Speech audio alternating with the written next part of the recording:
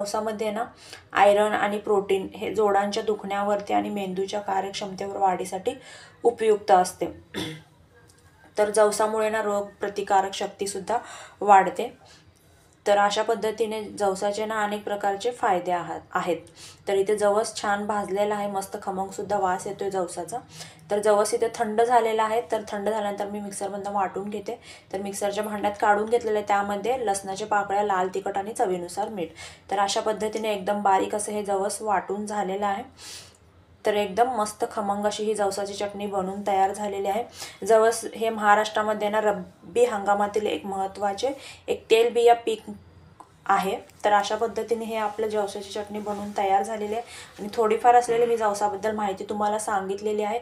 कसं वाटलं तुम्हाला ह्या रेसिपीचा व्हिडिओ आवडला असेल तर व्हिडिओला लाईक करा आणि भरभरून सबस्क्राईब करा। धन्यवाद।